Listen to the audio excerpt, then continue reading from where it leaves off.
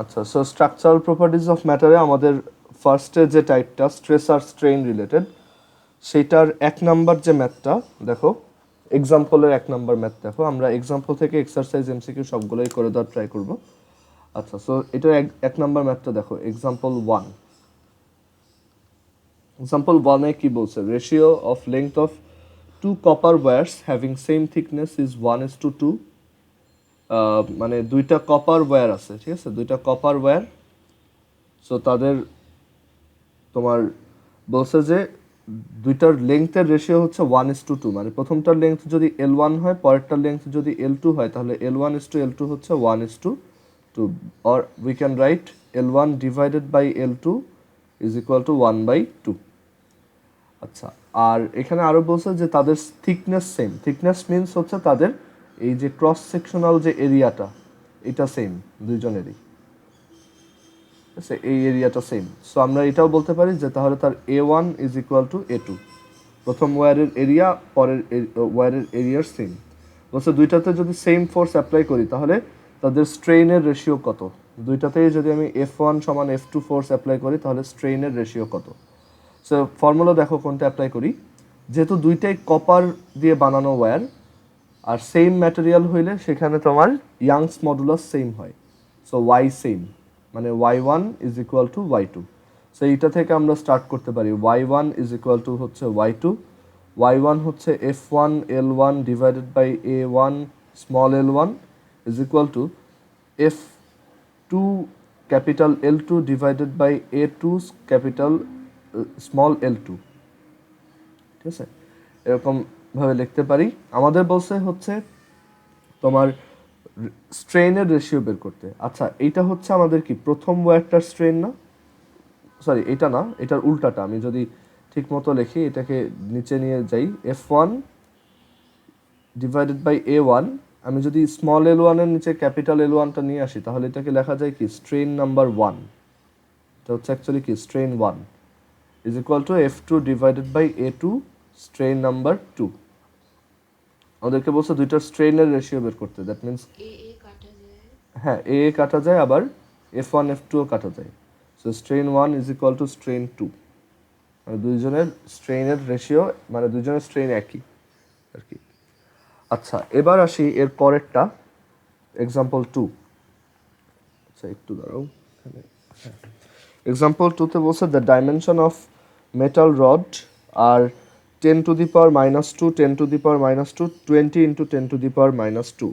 If the rod is tied at one end and a mass of 1000 kg is applied at the other end, then the length of the rod increases by 10 to the power minus 4 meter. Find stress and strain of the rod. So আমরা একটা একটা করে data লিখি। দেখো এই রডটার length কত বলো তো, এটার লেংথ কত হবে?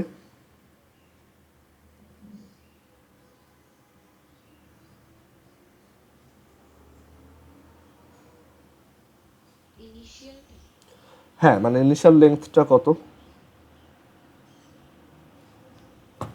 এখানে দেখো ওই যে ওর ডাইমেনশন দেওয়া আছে না, ওইটা হচ্ছে ওর মানে একটা ওয়্যার, এরকম একটা ওয়্যার দিছে দেখো,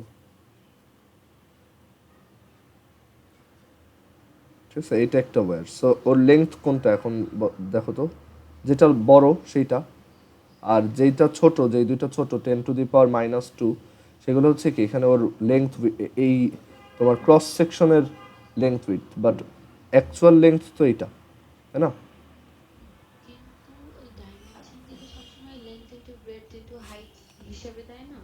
না, ওরকম ভাবে দেয় না, এটা হচ্ছে সবচেয়ে বড় যেটা সেইটাকে আমরা লেংথ হিসেবে ট্রিট করবো এখানে, বুঝছো? আচ্ছা, এখন আমাদেরকে বলছে যে তোমার এল সমান, এল হচ্ছে তাহলে 20 into 10 to the power minus 2 metre, আর এর পাশাপাশি বলছে যে if the rod is tied at one end and a mass of 1000 kg is applied on the other end, মানে একটা রডকে এরকম এক সাইডে লাগানো হয়েছে, মানে ধরো এটা হচ্ছে সেই রডটা, আর এক পাশে এরকম লাগাই রাখা হয়েছে, আর এক পাশে এখানে 1000 কেজি এর একটা ম্যাস ঝুলানো হয়েছে বা অ্যাপ্লাই করা হয়েছে বলছে, মানে ম্যাস হচ্ছে 1000 কেজি, অ্যাপ্লাইড ম্যাস। সো এখানে বলছে যে যদি রডটার লেন্থ 10⁻⁻⁴ ইনক্রিজ হয়, মানে এটা হচ্ছে স্মল এল এর ভ্যালু, তাহলে এটার স্ট্রেস আর স্ট্রেন কত। এখন আসো যে এটার আমাদের হচ্ছে স্ট্রেস অ্যান্ড স্ট্রেন দরকার। সো এখানে কি তোমার কোথাও এটার ইয়া দিছে? আচ্ছা, সো স্ট্রেস হচ্ছে আমরা জানি force by cross sectional area. আচ্ছা, ফোর্স হচ্ছে এখানে mg, এটার ওয়েট আর কি। So force divided by area হচ্ছে, এখন দেখো এম হচ্ছে 1000, জি হচ্ছে 9.8, আর এ হচ্ছে এটার cross sectional area. That means ওই যে ওয়্যারটার এই পোর্শনটা যে ছিল সেটা কত ছিল? 10⁻² ইন্টু 10⁻, বাকি দুইটা ডাইমেনশন, সো এখানে হবে 10⁻⁴। সো স্ট্রেস হচ্ছে এত newton per metre square, unit এইটা। আর স্ট্রেন কত হবে দেখো, স্ট্রেন হচ্ছে তোমার small L divided by capital L, so 10⁻⁴ divided by 20 into 10⁻²। এটার কোনো ইউনিট নেই। ওকে, আচ্ছা, এরপরে আসি এক্সাম্পল 3। এক্সাম্পল 3 আগে করে দিছিলাম আগের ভিডিওতে, সো এটা আই হোপ প্রবলেম হবে না। আমি এক্সাম্পল 4 নাম্বারটা দেখাই। Example 4 important. দেখো এখানে কি বলছে, এখানে বলছে যে a body of mass 10 kg is suspended with a wire of length 6 metre. একটা ওয়্যার আছে 6 মিটার লেন্থ, আর যার ক্রস সেকশনাল এরিয়া হচ্ছে বলছে 2 মিলিমিটার স্কোয়ার, আর এইটাতে একটা 10 কেজি ম্যাস ঝুলানো হয়েছে। এখন বলছে যখন এটাকে, এই অবজেক্টটাকে যখন এখান থেকে রিমুভ করা হয়, এই অবজেক্টটাকে যখন এখানে রিমুভ করা হয়, এখানে বইয়ে একটু একটা টাইপিং মিস্টেক আছে, এটা 9975 না, ওইটা হচ্ছে 5.9975। ওকে, একটু কারেক্ট করে নাও। বলছে যে যখন এটাকে তোমার রিমুভ করা হয়, মানে এই অবজেক্টটাকে যখন এখান থেকে খুলে ফেলা হয়, এখন টোটাল লেন্থ হচ্ছে এটার 6 মিটার। ওকে, বাট এই অবজেক্টটাকে যখন এখান থেকে সরায় ফেলা হয়, তখন আমরা জানি ফোর্স অ্যাপ্লাই করলে এটা কন্ট্রাক্ট মানে এক্সপ্যান্ডেড অবস্থায় থাকে, তাহলে ফোর্সটা সরাই নিলে এটা কি আবার একটু শর্ট হয়ে যাবে না? বুঝতে পারছো এটুক? সো এখানে আমরা তাহলে কি বলতে পারি? এখানে আমরা তাহলে বলতে পারি এইটা তোমার উল্টাভাবে চিন্তা করো, যে তাহলে বলছে যে ফোর্স সরাই নেওয়ার পর 5.9975 মিটার হয়, তার মানে এইটা হচ্ছে অ্যাকচুয়াল ইনিশিয়াল লেন্থ, আর এটা হচ্ছে এই ম্যাসটা ঝুলানোর পর, মানে একটা স্ট্রেস ক্রিয়েট করার পর যে স্ট্রেন হয়েছে সেটা সহ লেন্থ, রাইট?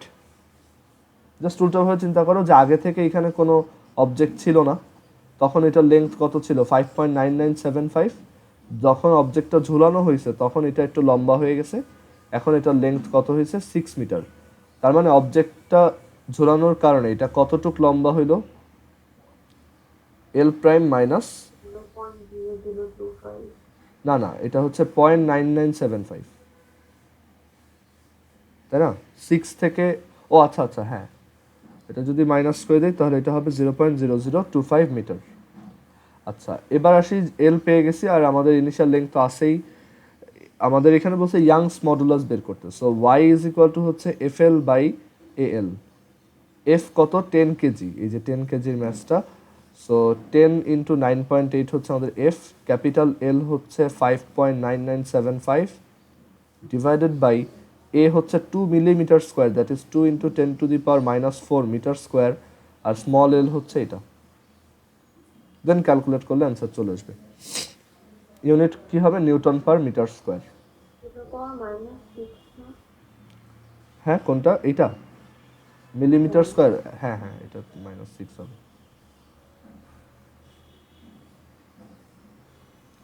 আচ্ছা, এরপর আসি তোমার টাইপ 3-তে যেগুলো রিজিডিটি মডুলাস। এখানে বলছে cross sectional area of each surface of a cube is 0.5 metre square. So আমার কাছে এখানে একটা কিউব আছে,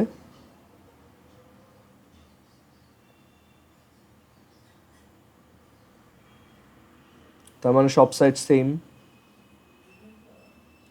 সো আমাদেরকে বলছে এই কিউবটার এক একটা যে কোনো একটা সারফেসের এরিয়া হচ্ছে 0.5 মিটার স্কোয়ার করে।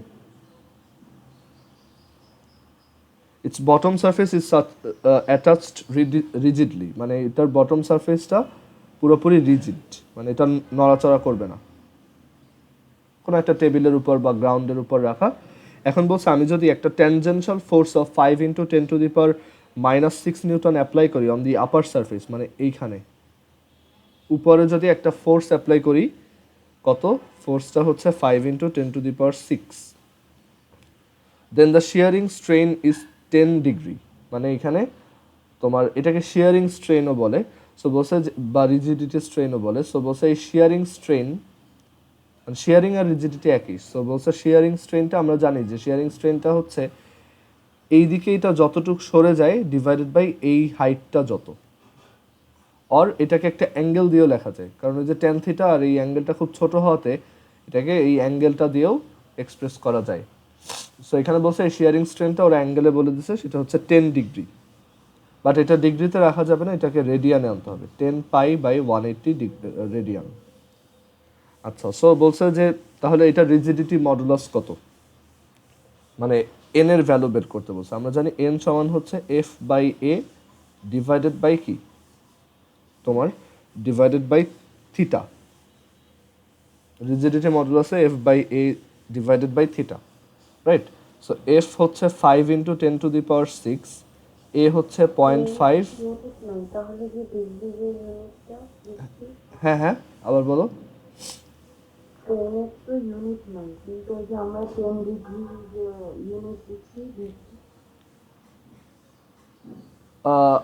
মানে এইখানে তুমি কি 10 ডিগ্রিতে বসাইতে চাচ্ছ, এটা বলতেছো?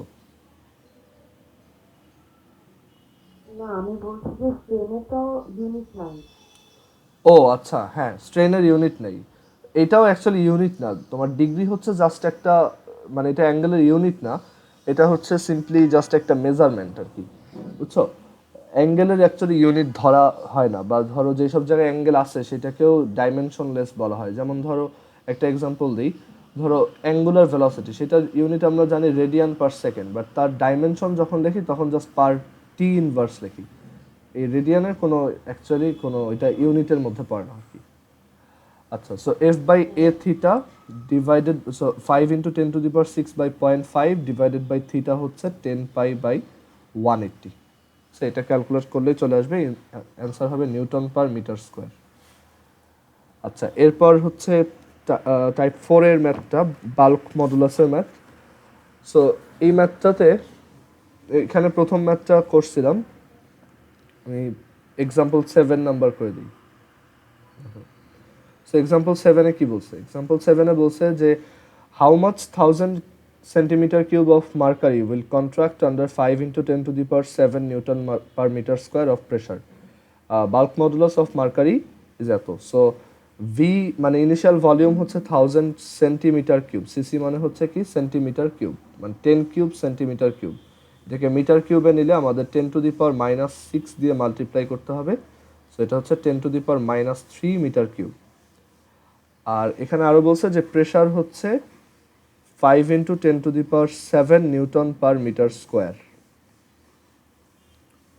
আর bulk modulus of mercury that is তোমার বি, বাল্ক মডুলাস বলছে 2.5 ইন্টু, মানে volume modulus 10⁻10 newton per metre square. বলছে কতটুক মার্কারি কন্ট্রাক্ট করবে, মানে ভি এর ভ্যালু বের করতে বলছে। ভি, এখন ভি হচ্ছে, দেখো ভি হচ্ছে আমরা জানি যে capital B is equal to P capital V divided by small V. So small V is capital P capital V divided by capital B. So এখানে জাস্ট ভ্যালু বসাবে, অ্যান্সার চলে আসবে। ওকে, এরপর টাইপ 5-এ Poisson ratio related math. Poisson রেশিওর math আমি করাইছিলাম, এগুলো দুইটাই করাইছিলাম। আচ্ছা, এটা লাগবে না তাহলে এখন।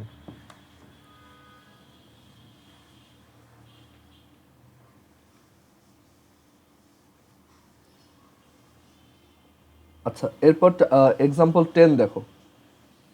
A wire has a length of 3 meter, diameter of 0.062 meter, breaking stress of 6 into 10⁻7 Newton per meter square. what is the breaking weight of the wire? So breaking stress is equal to breaking strain divided by area, breaking force divided by area, আর breaking force হচ্ছে breaking ফোর্সটাই কি actually breaking weight. Okay, so এখানে just stress আর এরিয়াটা multiply করে দিলেই আমি এটা পেয়ে যাব। সো অ্যান্সার হবে ব্রেকিং স্ট্রেস হচ্ছে 6 × 10⁻⁷ নিউটন পার মিটার স্কোয়ার, আর এরিয়া হচ্ছে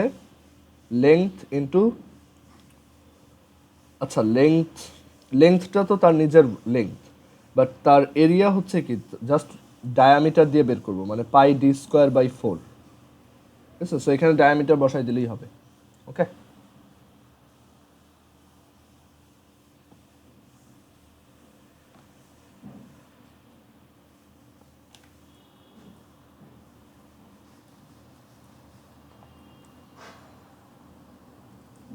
এরপরে দেখো example 11, an object of mass, এটাও করেছিলাম, তারপর আবার দেখাচ্ছি।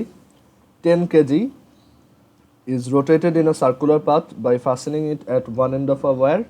The wire is 0.3 meter in length and the area of cross section is 10⁻⁻⁶ meter square. Breaking stress of the material of the wire, breaking stress BS, is equal to 4.8 × 10⁻⁷ Newton per meter square. Find the maximum angular velocity of the object. এটা করব।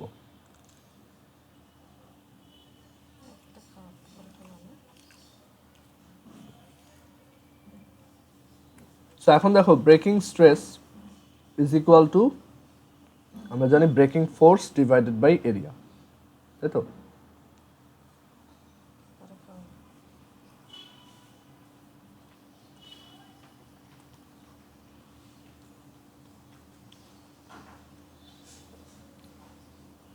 তাহলে breaking force is equal to হচ্ছে area into breaking stress. Okay, আর এই breaking ফোর্সটাই কি, তাহলে আমার ম্যাক্সিমাম অ্যাঙ্গুলার ভেলোসিটি যখন থাকে সেই সেন্ট্রিপিটাল ফোর্সটা, মানে এখানে একটা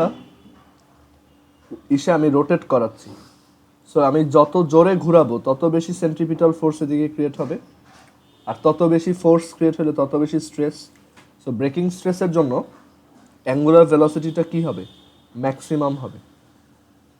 সো কোনো একটা অবজেক্ট যদি এরকম একটা পাথে রোটেট করতে থাকে, এই ওয়্যারটার লেন্থ যদি ক্যাপিটাল এল হয়, তাহলে দেখো ওই সার্কুলার পাথটার রেডিয়াস কত, এল। তাহলে আমরা কি বলতে পারি, যে এখানে সেন্ট্রিপিটাল ফোর্সের যে দুইটা ফর্মুলা ছিল, mv²/r আর একটা হচ্ছে m⍵²r। সো পরেরটা অ্যাপ্লাই করতে পারি, m⍵² আর r হচ্ছে এখানে ক্যাপিটাল এল, মানে এই ওয়্যারটার লেন্থ, আর এখানে ক্রস সেকশনাল এরিয়া তো দেওয়াই আছে, আর ব্রেকিং স্ট্রেসও দেওয়া আছে। সো আমরা এখান থেকে ওমেগা ইজ ইকুয়াল টু লিখতে পারি a breaking stress divided by m²√। So 10⁻⁻⁶ into breaking stress হচ্ছে 4.8 × 10⁻⁷ divided by m10, R l হচ্ছে 0.3। আচ্ছা, এরপরে তোমার টাইপ 7-এর যেই ম্যাথটা, এটা দাঁড়াও দেখে নিই। আচ্ছা, সো এই ম্যাথটা দেখো, এক্সাম্পল 12। এক্সাম্পল 12-এ বলছে এরকম একটা ওয়্যার,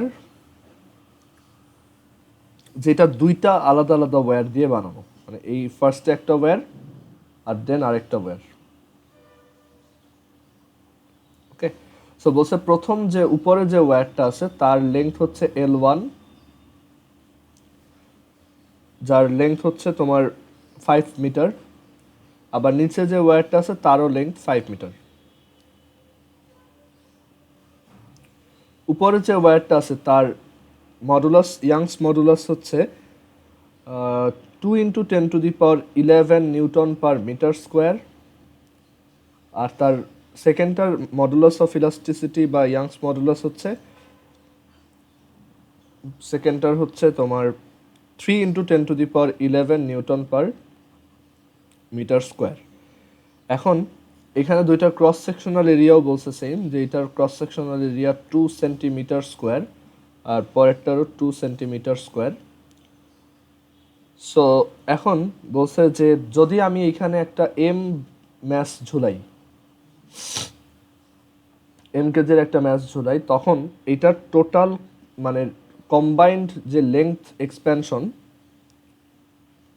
টোটাল যে কম্বাইন্ড লেংথ এক্সপ্যানশন মানে এখানে ঝুলাই দিলে দুইটা তারই তো লম্বা হবে, বলছে টোটাল লেংথ এক্সপ্যানশনটা হচ্ছে 5 সেন্টিমিটার। সো বলছে এম এর ভ্যালু কত। সো খুবই ইজি ম্যাথ, দেখো এল ইজ ইকুয়াল টু হচ্ছে 5 সেন্টিমিটার, ঠিক আছে।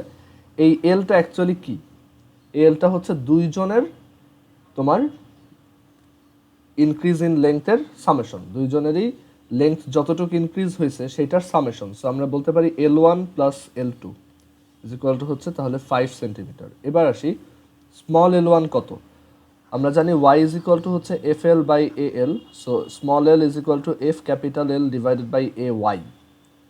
সো এটাকে দেখা যায় F1 y L1 divided by A1 y1 plus F2 capital L2 divided by capital A2 capital Y2 is equal to হচ্ছে 5 সেন্টিমিটার বলে দিছে।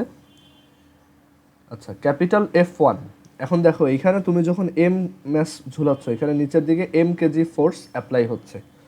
সো আমরা জানি যে একটা ওয়্যারের মধ্যে সব জায়গায় একই টেনশন কাজ করে। সো এখানেও এম কেজি, এখানেও এম কেজি, সব জায়গাতেই কত ফোর্স কাজ করতেছে, বোথ ওয়েতে কত টেনশন কাজ করতেছে, এম কেজি মানে এমজি ফোর্স, ঠিক আছে। সো F1 হচ্ছে F1ও এমজি আবার F2ও এমজি, দুইজনের উপরেই এমজি ফোর্স অ্যাপ্লাই হচ্ছে। তাহলে এখানে আমি লিখতে পারি এমজি ক্যাপিটাল L1 আর হচ্ছে A1 Y1 is equal to mg plus mg capital L2 divided by capital A2 capital Y2 is equal to 5 centimetre. So এখন তোমার এখানে এম এর ভ্যালু বের করতে হবে। ক্যালকুলেটর এটা একবারে করে ফেলা যায়, জি জানি, ক্যাপিটাল L1 L2 সবই জানি, A1 জানি, A2 জানি, Y1 জানি, Y2 জানি। সো দেখো কীভাবে করি, এটাকে 5 সেন্টিমিটার না লিখে এসআইতে নিয়ে 5 ইন্টু 10⁻² লিখি। সো ক্যালকুলেটারে কীভাবে সলভ করি এটা দেখো, আমাদের আননোন হচ্ছে কি এম, মানে আমরা এম এর ভ্যালু বের করতে চাই। সো ক্যালকুলেটার এরকম একটা ইকুয়েশন খুব ফাস্ট সলভ করতে পারি। দেখো আমাদের আননোন হচ্ছে এম, মানে আমরা এম এর ভ্যালু বের করতে চাই। সো আমরা এম কে ক্যালকুলেটারে এক্স হিসেবে লিখব, ঠিক আছে। আমরা ক্যালকুলেটারে এটাকে এক্স হিসেবে ইনপুট দিব। সো এখানে লিখব এক্স ইন্টু জি হচ্ছে 9.8 ইন্টু L1 হচ্ছে 5 metre divided by capital A1 হচ্ছে 2 centimetre square, that is 2 into 10⁻⁻4 metre square into Y1 হচ্ছে 2 into 10⁻11 newton per metre square plus এর পরের এমটাকেও আমরা এক্স লিখব, এম জি এখানে এটা আলফা দিয়ে লিখতেছি, ঠিক আছে, ইন্টু L2 হচ্ছে আবারও 5 ডিভাইডেড বাই A2 হচ্ছে 2 ইন্টু 10⁻⁻4 এখানেও, আর Y2 হচ্ছে 3 ইন্টু 10⁻11, ওকে, ইকুয়ালস হ্যাঁ আলফা দিচ্ছি হচ্ছে তোমার এই এক্সটাকে আনার জন্য, আলফা দিয়ে দেন এক্স প্রেস করলে এক্স আসে। এখন এখানে ইকুয়াল সাইন যেটা আসে সেই ইকুয়াল সাইনটা এই আলফা দেন ক্যালক, এই নিচের ইকুয়াল সাইনটা না, ঠিক আছে, আলফা বাটন দেন ক্যালক যখন ইকুয়েশন সলভ করবে। এরপর হচ্ছে 5 ইন্টু 10⁻²।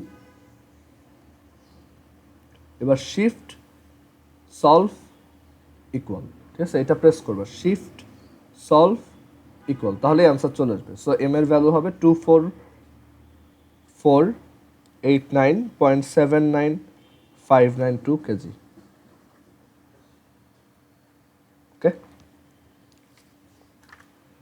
সো এইভাবে এটা অ্যাডমিশন টেস্টটা অনেক বেশি কাজে আসে, মানে তোমার বিশেষ করে এমসিকিউতে যে একটা অ্যান্সার ক্যালকুলেটরে কীভাবে বের করা যায় তাড়াতাড়ি। আচ্ছা, এরপর হচ্ছে এক্সাম্পল 13, দেখো example 13, a wire of length 5 meter and cross section area of 1 millimeter square is taken and a mass of 25 kg is allowed to hang from the lower end and its length increases by 0.1 millimeter. What will be the amount of stored energy? Okay, so কি কি দেওয়া আছে দেখো, capital এল দেওয়া আছে 5 metre, cross sectional area দেওয়া আছে 1 millimetre square, that is 10⁻⁻6 metre square. Mass দেওয়া আছে 25 kg. Length increase small L দেওয়া আছে 0.1 মিলিমিটার, দ্যাট ইজ তোমার 10⁻⁻4 মিটার। ওকে, সো বলছে স্টোরড এনার্জি কত, মানে ক্যাপিটাল ইউ ইকুয়ালস কত। সো স্টোরড এনার্জি হচ্ছে হাফ এ ওয়াই, আচ্ছা হাফ এফ এল। দুইটা ফর্মুলা আছে, A Y small L square by capital L, আর একটা আছে হাফ এফ এল। যেহেতু ওয়াই রিলেটেড ইনফরমেশন দেওয়া নাই, তাই আমরা এইটা প্রেফার করি, এফ এল। আর এফ হচ্ছে কি এমজি। সো অ্যান্সার হবে কি হাফ 25 ইন্টু 9.8 ইন্টু তোমার এখানে এল কত 10⁻⁻4। ওকে, এটাই অ্যান্সার। ক্লিয়ার এটা?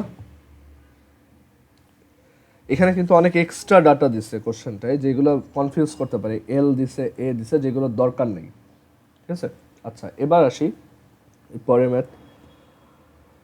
যে পরেরটাই বলছে Young's modulus of a metal 14 number, Young's modulus of a metal Y is equal to 10⁻11 newton per metre square and breaking stress is 1.96 into 10⁶ newtons per meter square.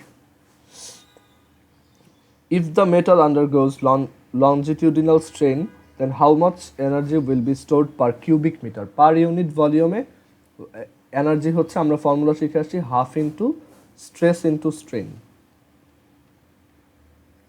Half into stress into strain, এরকম একটা formula শিখে আসছিলাম। So এখানে half stress হচ্ছে এই যে এইটা 1.96 into 10⁶ newton per metre square. এখন স্ট্রেন কিভাবে বের করবো? দেখো তোমার ওয়াই যেহেতু দেওয়া, ওয়াই ইজ ইকুয়াল টু কি স্ট্রেস বাই স্ট্রেন, তাই স্ট্রেন কত স্ট্রেস বাই ওয়াই, তাই আরেকবার স্ট্রেস মাল্টিপ্লাই করবা, মানে স্কোয়ার হয়ে যাবে, আর এই নিচে আসবে কি ওয়াই। দেন এটা ক্যালকুলেট করলে তোমার অ্যান্সার চলে আসবে। এত এটা ইউনিট কি হবে? Joule per metre cube, per unit ভলিউমে যতটুকু এনার্জি স্টোর হয়। এটা বুঝতে পারছো? আচ্ছা, এরপর দেখো এখানে একটা টাইপ আছে টাইপ 9। এই টাইপটা দরকার নাই, ঠিক আছে? এটার যে দুইটা ম্যাথ আছে এই দুইটা বাদ, এটা সিলেবাসে নাই। এরপর এক্সাম্পল 17, তো এক লাইনের ম্যাথ বলছে কম্প্রেসিবিলিটি বের করতে। কম্প্রেসিবিলিটি হচ্ছে বেসিক্যালি বাল্ক মডুলাসের ইনভার্স রেশিওটা। না না না না, দরকার নেই, তুমি ম্যাথ করতে পারলেই হলো। এরপর হচ্ছে টাইপ 11। দেখো এখানে আমাদের ওই এখানে আমাদেরকে সারফেস টেনশন রিলেটেড ম্যাথ দিচ্ছে, ঠিক আছে? এক্সাম্পল 18 দেখো, a round ring is cut off from a platinum tube of 4.25 centimeter inner radius, 4.25 centimeter inner radius R 4.3 centimeter outer radius, ঠিক আছে? একটা রিং আছে, সো এরকম জিনিসটা, এখানে একটা ইনার রেডিয়াস আছে আর একটা আউটার রেডিয়াস, সো একটা রিং।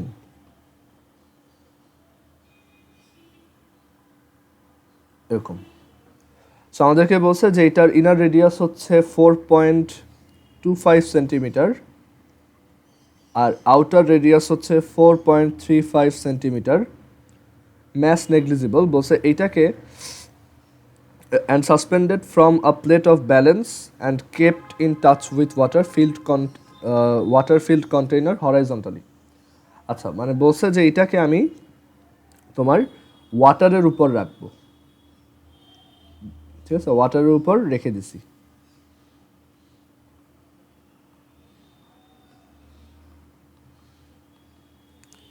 বলছে যে এইটাকে ওয়াটারে রাখার জন্য due to surface tension F is equal to 0.039 Newton force is needed to pull the ring from water.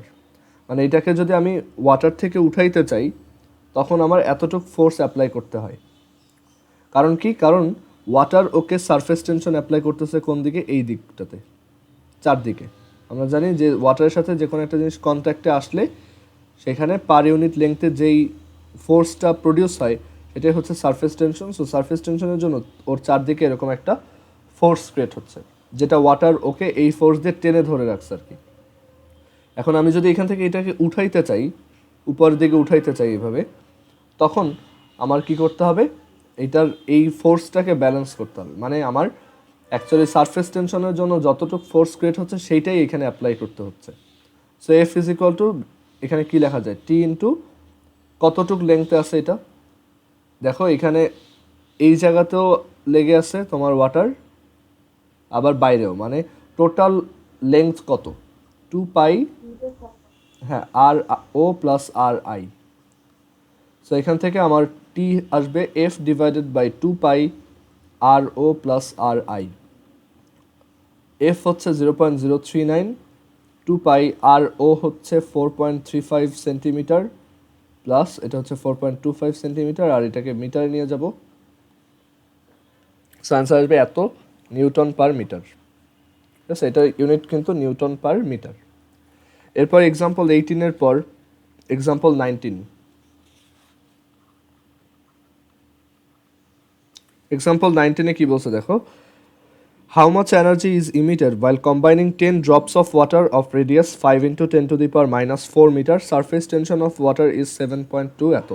So টি হচ্ছে 7.2 into 10 to the power minus 2 newton per metre, and 10 drops, that means N হচ্ছে 10, আর radius small আর হচ্ছে 5 into 10 to the power minus 4 metre. So আমরা এখান থেকে বলতে পারি যে এই কয়টার তোমার টোটাল ভলিউম হচ্ছে বড়টার টোটাল ভলিউম, বড়টার ভলিউমের সমান। So N R cube is equal to capital R cube. So R is equal to cubic root of N into small R. So cubic root of 10 into 5 into 10 to the power minus 4, এত metre হচ্ছে আমাদের তাহলে radius. এবার radius পাওয়া গেল, তাহলে আমার total energy কতটুকু ইমিট হবে, টোটাল কতটুকু এনার্জি ইমিট হবে দেখো। আচ্ছা, এখন একটা জিনিস চিন্তা করো, যখন একটা বাবলকে আমি কতগুলো ছোট বাবলে কনভার্ট করি, ঠিক আছে, সব একটু এটা ভালো করে খেয়াল করো, এখানে কিছু থিওরি বোঝার আছে। আমরা থিওরি আগেও একটু দেখছিলাম, বাট এখন আর একটু ডিটেলসে দেখবো এটা। ধরো তোমার কাছে একটা ওয়াটার, এটা হচ্ছে একটা ওয়াটার ড্রপ, বাবল না, এটা হচ্ছে ড্রপ। বাবল হচ্ছে যেটা মাঝখানে ফাঁকা, যেমন সাবান দিয়ে যখন একটা বাবল বানাবা ওটা জাস্ট একটা আউটার লেয়ার থাকে, ভিতরে কি থাকে, বাতাস। বাট ওয়াটারের ড্রপে কি থাকে, ভিতরেও পানি থাকে, ঠিক আছে।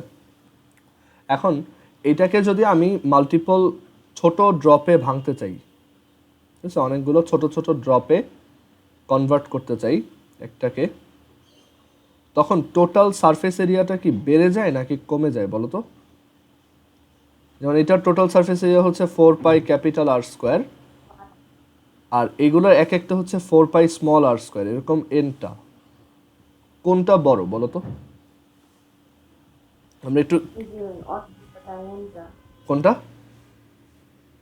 যে ছোট ছোট অনেকগুলো হ্যাঁ হ্যাঁ ছিল, ওগুলোর সব টোটাল, মিলিয়ে হ্যাঁ হ্যাঁ হ্যাঁ, তার মানে এখানে আমার সারফেস এরিয়া এখান থেকে এখানে কি বাড়তেছে, তার মানে আমার এখানে কি ওয়ার্ক করতে হচ্ছে না একটা, কারণ কোনো একটা লিকুইড সারফেসের এরিয়া বাড়ানোর জন্য একটা ওয়ার্ক করতে হয়।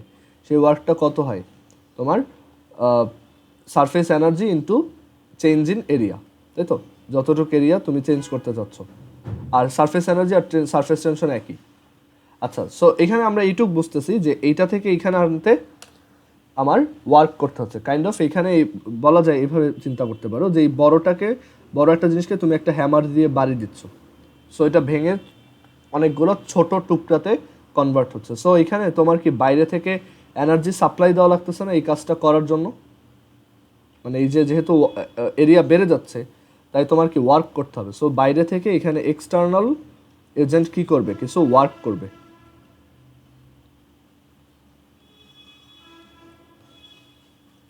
সো এই ওয়ার্কটা কোথায় হয় আমরা যদি একটু চিন্তা করি, যেমন তোমার বাসায় যদি ধরো গ্লাস ক্লিনার থাকে, একটা স্প্রে থাকে, রাইট।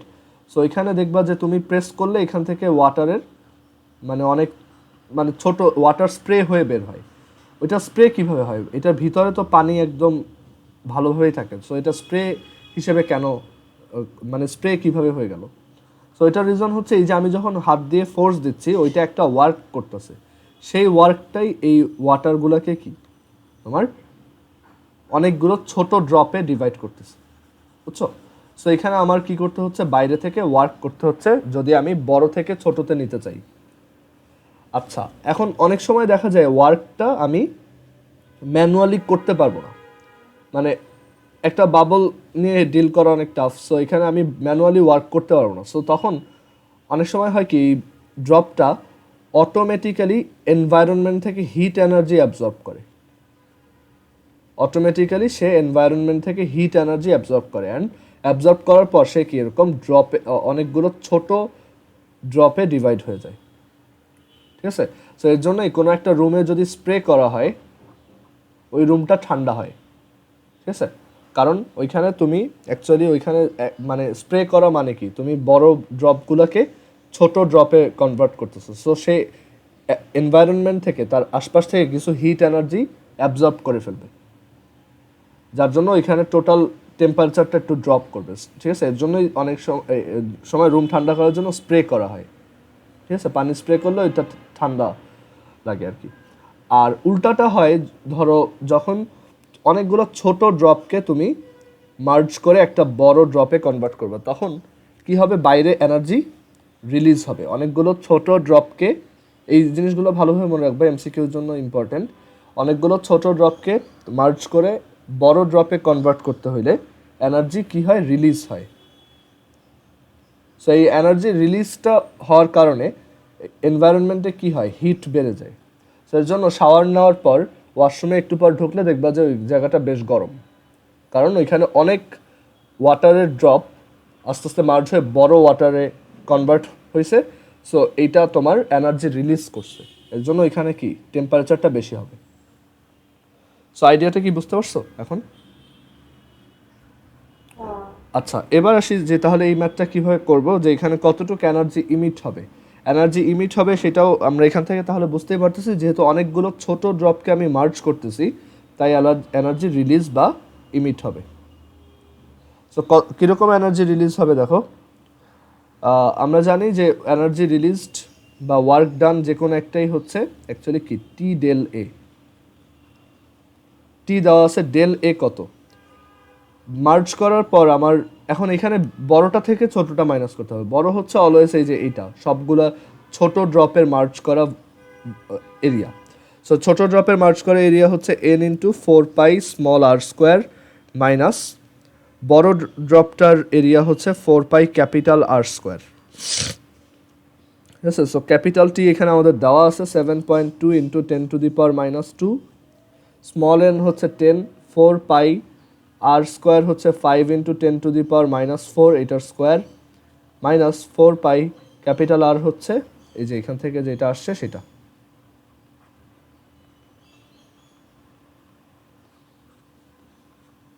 ঠিক আছে, এটাই আমাদের অ্যান্সার, এত জুল। আচ্ছা, 20 নম্বরে বলছে determine energy required to spray a sphere of water of 2 millimetre diameter into 1 million water droplets. আচ্ছা, এখন কিছু থিওরি আমি এখানে একটু বোঝাই বলি। আমার কাছে ফার্স্ট কেস হচ্ছে একটা ড্রপ থাকবে, ওয়াটারের একটা ড্রপ, সেইটাকে আমি চাইলে অনেকগুলো ড্রপে কনভার্ট করতে পারি। ধরো 3টা ড্রপে, 3টা ছোট ড্রপলেটে কনভার্ট করলাম। এটা হচ্ছে কেস নাম্বার 1।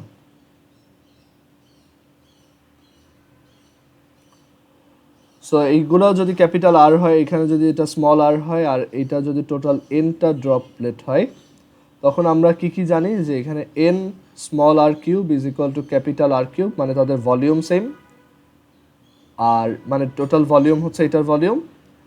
আর এখানে তোমার work done T del A হচ্ছে N R square divide N 4 pi R square, 4 pi R square, কারণ এগুলো সব হচ্ছে এক একটা কি sphere, minus 4 pi capital R square. এটা হচ্ছে কেস নাম্বার 1 যদি ওয়াটার ড্রপ হয়, ঠিক আছে? এটা হচ্ছে ফর ওয়াটার ড্রপস। আচ্ছা, বাট যদি একটা সোপ বাবল হয় তখন কি হবে? বাবলের ক্ষেত্রে কিন্তু জিনিসটা একটু ডিফারেন্ট। দেখো, যদি বাবল হয়, বাবল মানে হচ্ছে তার জাস্ট আউটার সারফেস আছে, ভিতরে কিছু নাই।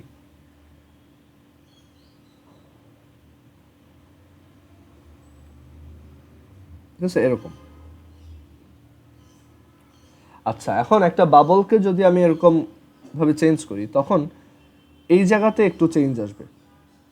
সেটা কিরকম চেঞ্জ আসবে দেখো, একটা বাবলের মানে একটা ওয়াটার, আমাদের যখন এই ফর্মুলাটা হচ্ছে এরকম যে ডাব্লিউ ইজ ইকুয়াল টু হচ্ছে ই ডেল এ, মানে সারফেস এনার্জি ইন্টু ডেল এ। ডেল এ মানে হচ্ছে যতটুক লিকুইডের যতটুক ফ্রি সারফেস, লিকুইডের যতটুক ফ্রি বা ওপেন সারফেস, যতটুক ওপেন সারফেস চেঞ্জ হয়, মানে ওপেন সারফেসের এরিয়াটা যতটুক চেঞ্জ হয়। সো একটা ড্রপে দেখা যায় ওপেন সারফেস হচ্ছে জাস্ট বাইরের টুক, কারণ ভিতরেও পানি থাকে। ওপেন সারফেস মানে হচ্ছে যেখানে ওয়াটারের সাথে এয়ারের একটা কানেকশন আছে, ভিতরে কোনো এয়ার নাই, তাই ওইটা ওপেন সারফেস না। সো এর জন্য আমরা বাইরের এরিয়াটা নিতাম। সো এখানে বাইরের টোটাল সারফেস এরিয়া ছিল 4πr²। বাট আমি যদি এখন এখানে যদি এটা একটা তোমার বাবল হয়, বাবলে কিন্তু ভিতরেও এয়ার আছে, বাইরেও এয়ার আছে, তাই ওপেন সারফেস কয়টা এখানে? দুইটা, এই বাইরের জন আবার ভিতরের জন। তাহলে টোটাল এরিয়া কত এখানে? 8πr², right? সো এটা এরকম হবে n into 8πr² minus 8πR², মানে দুইটা সারফেসের সামেশন। উপরের টুক হচ্ছে 4πr², আবার ভিতরের টুকু হচ্ছে 4πr²। সো টোটাল এরিয়া হচ্ছে 8πr² করে। নাফিয়া, এটা বুঝছো এবার? এটা সো মনে রাখতে হবে, বাবলের ক্ষেত্রে আমরা 2 দিয়ে মাল্টিপ্লাই করব। সহজ হিসাব, বাবল থাকলে আমরা 2 দিয়ে মাল্টিপ্লাই করে করব। আবার এগুলোর ভাইস ভার্সাটাও ট্রু, মানে অনেকগুলো ছোট ড্রপ মিলে যদি একটা বড় ড্রপ বানাও, একই, মানে ওইটা চেঞ্জ হবে না। মানে এখানে আমি তাহলে অ্যারোটা বোথ সাইড দিয়ে দিই, দুইটার জন্যই ম্যাথ একই। সো বাবলের জন্য হচ্ছে এটা, আর ড্রপের জন্য হচ্ছে এটা। এখন একটা এক্সাম্পল দেখো, আমি যদি বলি আমার কাছে একটা জাস্ট পয়েন্ট ছিল, ওয়াটারের একটা পয়েন্ট ছিল, ঠিক আছে, বা সোপের একটা পয়েন্ট ছিল, সোপ পয়েন্ট। আমি যদি এটাকে ধরো ফু দিয়ে বড় করে ফেলি, এটাকে ফু দিয়ে আমি কি করলাম, বড় একটা বাবলে কনভার্ট করলাম, ঠিক আছে, যার রেডিয়াস এখন হচ্ছে ক্যাপিটাল আর, আর এটা হচ্ছে একটা পয়েন্ট। তখন তোমাকে জিজ্ঞেস করলো যে তাহলে এইটার যদি সোপ বাবলের সারফেস টেনশন ক্যাপিটাল টি হয়, তাহলে টোটাল ওয়ার্ক ডান কত, বা কতটুকু এনার্জি এখানে লাগবে বলো তো? ডাব্লিউ ইজ ইকুয়াল টু হচ্ছে টি ডেল এ। ডেল এটা কত বলো তো?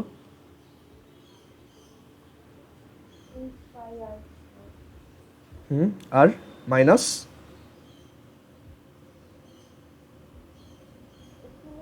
মাইনাস হচ্ছে 0, হ্যাঁ, মানে ওই পয়েন্ট তো, ওইটার কোনো এরিয়া নাই আর কি। সো 8πr², এটাই।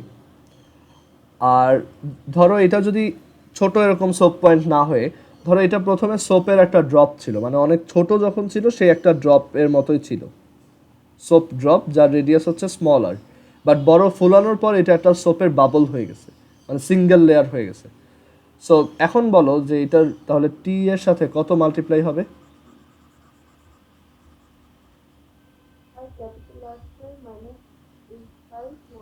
না, 8π না, এখানে 8πR² মাইনাস 4πr²। ও, এটা তো হ্যাঁ, কারণ এইটা ড্রপ আর এইটা বাবল, বুঝছো? সো এটা একটু খেয়াল রাখতে হবে, ওকে? আচ্ছা, সো এই টাইপের ম্যাথে তোমার প্রবলেম হবে না এখন।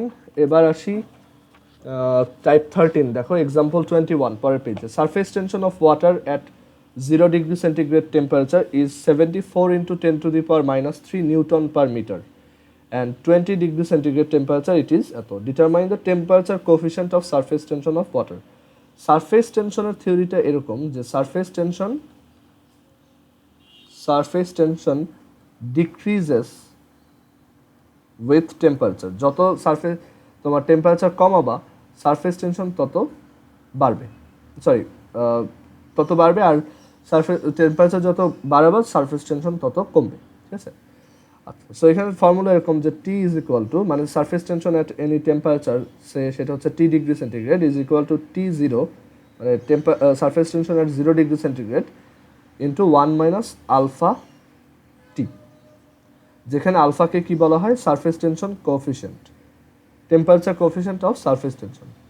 আচ্ছা, এখন এখানে আমাদেরকে বলছে যে এই ম্যাথটায় বলছে surface tension at 0 degree centigrade is 74 into 10⁻³ newton per metre. আর আরও বলছে যে টেম্পারেচার যখন 20 ডিগ্রি সেন্টিগ্রেড তখন সারফেস টেনশন হচ্ছে 72 into 10⁻³ newton per metre. So বলছে determine the temperature coefficient of surface tension of water. So T20 degree is equal to T0 1 minus alpha, T হচ্ছে এবার 20, so এখান থেকে আলফা বের করবো, শেষ ভ্যালু বসাবো, আলফা বের করবো। আচ্ছা, এরপরের ম্যাথটায় কি বলছে, in order to raise a 10 meter long horizontal wire of negligible thickness from the surface of water at 0 degree centigrade, a force of 1.48 Newton is required. আচ্ছা, সো ধরো এখন টেম্পারেচার হচ্ছে 0 ডিগ্রি সেন্টিগ্রেড, সো এখানে একটা wire আছে যার length হচ্ছে 10 metre, যাকে কিনা পানিতে রাখা আছে, ঠিক আছে, এখানে পানিতে চারপাশে রাখা আছে। সো এখানে আমরা জানি বোথ সাইডে কি সারফেস টেনশন কাজ করবে, এরকম বোথ সাইডেই সারফেস টেনশনের জন্য ফোর্স কাজ করবে।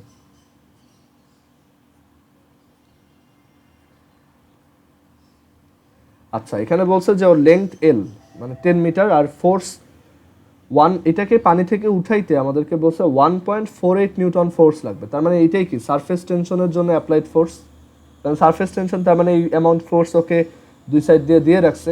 সো আমি যখন উঠাইতে যাব আমার এই অ্যামাউন্টের ফোর্সটা অ্যাপ্লাই করতে হবে। সো এই ফোর্স হচ্ছে 1.48 নিউটন আর লেংথ হচ্ছে 10 মিটার। তাহলে বলো তো সারফেস টেনশন কত?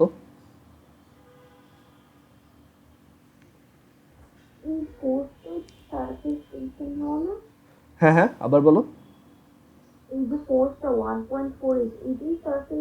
না, এটা হচ্ছে সারফেস টেনশনের জন্য ফোর্স। সারফেস টেনশন হচ্ছে পার ইউনিট লেংথে যতটুকু ফোর্স, ঠিক আছে। সো এফ বাই একটা লেংথ।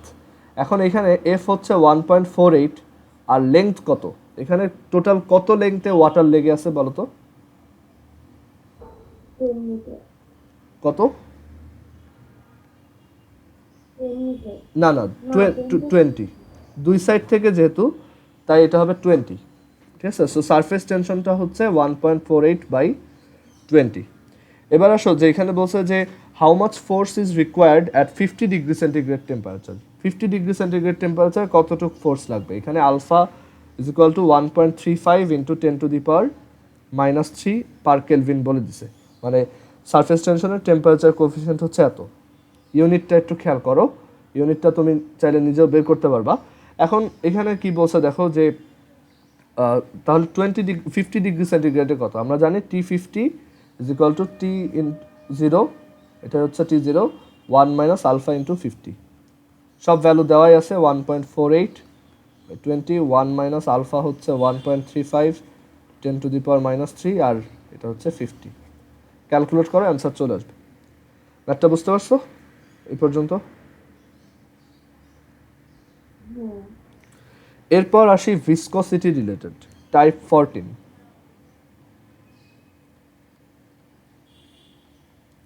ফোরটিনে কি বলছে দেখো, এখানে আমরা থিওরিগুলো আগে পড়ে আসছি। এখানে যে ফর্মুলাগুলো আমাদের লাগে basically F is equal to হচ্ছে 6πr ইটা ভি, এটা হচ্ছে স্টোকস ল। তারপর এফ ইজ ইকুয়াল টু আরেকটা আছে হচ্ছে eta A DD Y of V. আর আরেকটা ফর্মুলা আছে হচ্ছে এরকম যে V is equal to terminal velocity, V is equal to 2/9 R square rho S minus rho F G divided by eta, ঠিক আছে। আচ্ছা, এখন এখানে এক্সাম্পল 23-তে কি বলছে দেখো, a glass sphere of mass 1.34 into 10⁻⁴ kg and diameter 4.4 into 10⁻³ meter is falling through oil of density. Oil হচ্ছে কি এখানে, তাহলে ফ্লুইড, মানে যে ফ্লুইডের মধ্যে দিয়ে আমি পড়তেছি, তাহলে অয়েল অফ ডেন্সিটি মানে রো এফ হচ্ছে 0.943 into 10⁻³ kg per metre cube. আর বলছে যে with terminal velocity and crosses depth of 0.381 metre in 6.4 second. মানে আমি এখন এই বলছে এই স্ফিয়ারটা টার্মিনাল ভেলোসিটি গেইন করে ফেলছে, মানে ও টার্মিনাল ভেলোসিটিতেই চলতেছে অ্যান্ড সে 6.4 সেকেন্ডে 0.381 মিটার ক্রস করছে। তাহলে ও টার্মিনাল ভেলোসিটি কত বলতো এখান থেকে, এই দুইটা ইনফরমেশন থেকে ও terminal velocity v is equal to কত লেখা যায়?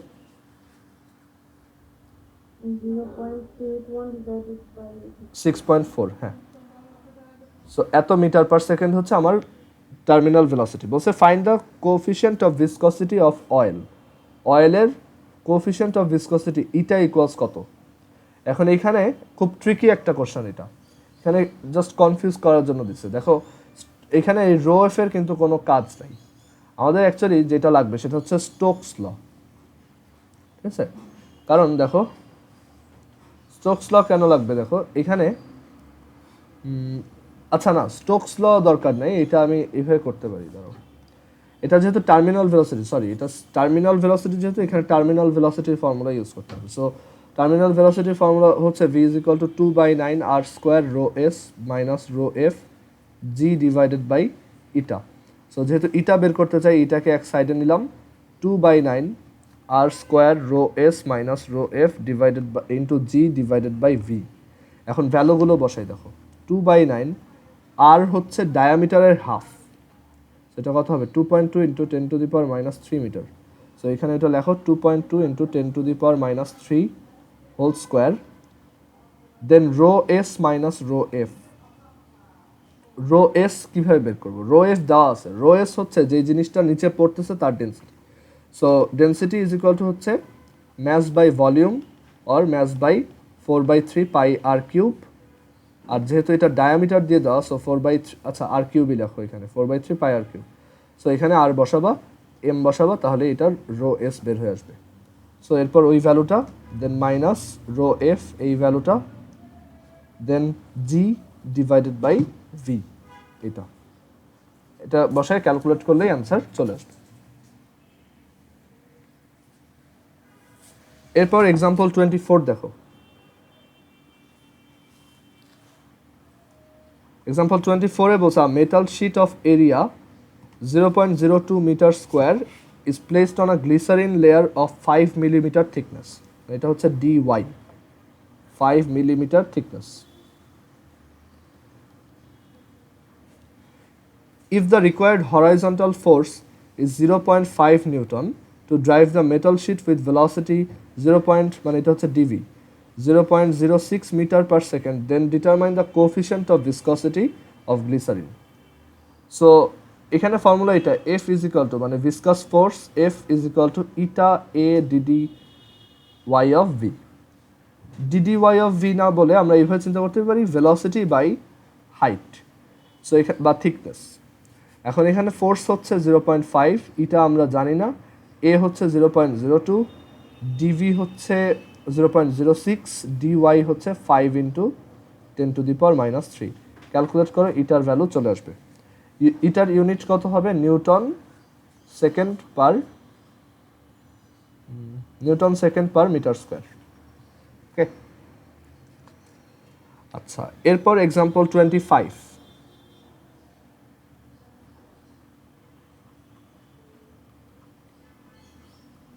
Example 25 এ বলছে an air bubble of radius 10 to the power minus 5 meter is ascending through water. Ascending মানে এটা উপরের দিকে উঠতেছে, এটা হচ্ছে ওয়াটার। সো আমাদেরকে বলছে একটা এয়ার বাবল এখানে উপরের দিকে উঠতেছে।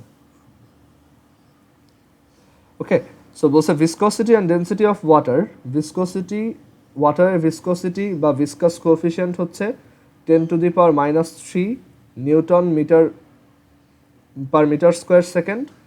আর এটার ডেন্সিটি, ওয়াটার ডেন্সিটি আমরা এমনিতেও জানি, এটা হচ্ছে 10 cube KG per metre cube, ঠিক আছে? রো এফ এটা, কারণ এই ফ্লুইডের মধ্যে দিয়ে জিনিসটা উঠতেছে। এখন বলছে যে neglecting air density in comparison two water, মানে এয়ারের ডেন্সিটি নেগলেক্ট করো, মানে এই বাবলটার তাহলে আমরা ডেন্সিটি কত মনে করব? 0। নাফিয়া বুঝতে পারছো এটা রোয়েসটা? আচ্ছা, এখন বলছে যে find the upward velocity of the bubble, upward ভেলোসিটিটা বের করো। সো আমরা কি জানি যে v is equal to 2/9 r square rho S minus rho F G divided by eta. So এখানে যদি ভ্যালুগুলো বসাই 2/9, আর হচ্ছে 10 to the power minus r square হচ্ছে 10 to the power minus 10, rho S হচ্ছে 0, রো এফ হচ্ছে 10 cube, জি হচ্ছে 9.8, ইটা হচ্ছে 10 to the power minus 3। Calculate করলে দেখবে একটা নেগেটিভ ভ্যালু আসছে, minus 2.18 into 10 to the power minus 4 আসবে আর কি। সো মাইনাস ভ্যালুটা কি ইন্ডিকেট করে যে এটা উপরের দিকে উঠতেছে, উপরের দিকে টার্মিনাল ভেলোসিটিতে উঠতেছে। নর্মালি এই ফর্মুলাটা হচ্ছে একটা নিচে পড়া অবজেক্টের জন্য ডিরাইভ করা। ওকে, আচ্ছা এটার ডিরাইভেশনটা একটু দেখাই তাহলে তোমার বুঝতে সুবিধা হবে। দেখো, একটা ওয়াটারের মধ্য দিয়ে সাপোজ একটা স্ফিয়ার পড়তেছে, সো তার টার্মিনাল ভেলোসিটি আমরা বের করব। সো যে কোনো একটা মোমেন্টে চিন্তা করো এটার উপর কি কি ফোর্স কাজ করতেছে। ধরো এই স্ফিয়ারটার ম্যাস হচ্ছে এম, রেডিয়াস হচ্ছে আর, তার স্ফিয়ারের ম্যাটেরিয়ালের ডেন্সিটি হচ্ছে রো এস, আর ফ্লুইডের ডেন্সিটি হচ্ছে রো এফ। ঠিক আছে, এই কয়টার ইনফরমেশন দেওয়া, আর বলছে এই ফ্লুইডের ভিসকোসিটি কোএফিশিয়েন্ট বা ভিসকোসিটি হচ্ছে ইটা। ওকে, সো আমরা এখানে যদি চিন্তা করি কি কি ফোর্স কাজ করতেছে যে কোনো মোমেন্টে, ওর নিচের দিকে একটা ফোর্স কাজ করতেছে যেটা হচ্ছে ওর ওয়েট। ঠিক আছে, নিচের দিকে কাজ করতেছে ওয়েট, আর বাকি দুইটা ফোর্স উপরের দিকে কাজ করতেছে। কি কি? একটা ফোর্স হচ্ছে এই ভিসকাস ফোর্স, মানে ফ্রিকশন ফোর্সটা, কারণ এটা হচ্ছে মোশনের অপোজিট দিকে কাজ করে ভিসকোসিটি। ভিসকোসিটি হচ্ছে জাস্ট একটা তোমার ফ্রিকশনের মতো। আর আরেকটা ফোর্স কাজ করতেছে যেটা হচ্ছে বুয়ান্সি। আমরা জানি যে কোনো একটা ফ্লুইডে একটা অবজেক্টকে রাখলে তার উপর আপওয়ার্ড যে ফোর্সটা কাজ করে সেটা হচ্ছে বুয়ান্সি। সো এখানে যখন টার্মিনাল ভেলোসিটি গেইন করতে হবে, যখন টার্মিনাল ভেলোসিটি গেইন হবে যেই মোমেন্টে, ঠিক আছে, তখন টার্মিনাল ভেলোসিটি গেইন হয়ে যাওয়া মানে কি, যে এই তিনটা ফোর্স ব্যালেন্স হয়ে গেছে, মানে উপরের দুইজনের রেজাল্টেন্ট নিচেরটা রেজাল্টেন্টের সমান আসছে। আর এটা বোঝায় যে তখন আমার টোটাল ফোর্স 0, নিট ফোর্স 0, তাই অ্যাক্সেলারেশন নাই, তাই ভেলোসিটি এখন কনস্ট্যান্ট বা ইউনিফর্ম। সো আমরা বলতে পারি in case of terminal velocity at the moment it achieves terminal velocity F plus B is equal to W. F plus B এর value হচ্ছে ডাব্লিউ। তাহলে এফ কত? ওর উপর একটা আর রেডিয়াসের স্ফিয়ারের উপর ভিসকাস ফোর্স আমরা জানি ফ্রম স্টোকস ল, এটা হচ্ছে 6 πr ইটা ভি। এখন ওর এই মোমেন্টে ওর ভেলোসিটি যদি ভি হয়, যেটাই হচ্ছে টার্মিনাল ভেলোসিটি, এই ভিটাকে আমরা বলতেছি কি টার্মিনাল ভেলোসিটি। সো এই মোমেন্টে ভেলোসিটি যদি ভি হয়, তাহলে আমরা জানি যে viscous force at any moment when the velocity is v is 6 πr eta V. Okay, এই পর্যন্ত ক্লিয়ার তোমার? এরপর দেখো B number, what is buoyancy. Buoyancy হচ্ছে একটা অবজেক্টের, মানে একটা অবজেক্ট যতটুক ভলিউম ডিসপ্লেস করে, মানে যতটুক ফ্লুইডের ভলিউম ডিসপ্লেস করে, সো এই অবজেক্টটার নিজের ভলিউম যত, সে ঠিক ততটুক পানিকেই সরাই দিবে। সো তার নিজের volume, that means 4/3 πr³ into, মানে বুয়ান্সির মানেই হচ্ছে সে যতটুক ওয়াটারকে সরাই দেয় বা ডিসপ্লেস করে সেইটার ওয়েট। তাহলে সে নিজে যতটুক ওয়াটারকে সরাই দেয় সেটা হচ্ছে তার নিজের ভলিউমের সমান, আর এইটুক ওয়াটারের ওয়েট হচ্ছে ওয়াটারের তোমার ডেন্সিটি দিয়ে মাল্টিপ্লিকেশন ইন্টু তোমার জি, তাই তো? মানে কারণ এইটুক হচ্ছে কি এম, এটা হচ্ছে জি। সো এইটুক হচ্ছে ডিসপ্লেসড ওয়াটারের তোমার ম্যাস, ডিসপ্লেসড ওয়াটার, এটা হচ্ছে বুয়ান্সির ফর্মুলা, ডিসপ্লেসড ওয়াটারের ম্যাস, আর এটা হচ্ছে কি ডিসপ্লেসড ওয়াটারের তোমার টোটাল ওয়েট, এই টোটালটা হচ্ছে ওয়েট। সো এটাই হচ্ছে বুয়ান্সি। সো বুয়ান্সি হচ্ছে এখানে 4/3 πr³ rho F into G is equal to W. ওর ওয়েট হচ্ছে কি এমজি, মানে ওর নিজের ওয়েট কত? এমজি। আর ওর নিজের ম্যাস, আমাদের ম্যাস দেওয়া থাকবে না, ঠিক আছে, ম্যাসটা দেওয়া থাকে না। সো ম্যাস আমাদের বের করে নিতে হবে। কীভাবে বের করবো? ওর নিজের ভলিউম ইন্টু ওর নিজের ডেন্সিটি। সো এখানে হবে 4/3 πr³ রো এস জি। এখান থেকে আমরা তাহলে ফার্দার ওই ফর্মুলাটা আনতে পারবো। একটু সাইড চেঞ্জ করে ক্যালকুলেট করতে হবে। v is equal to 2/9 r² rho S minus rho F G divided by ইটা।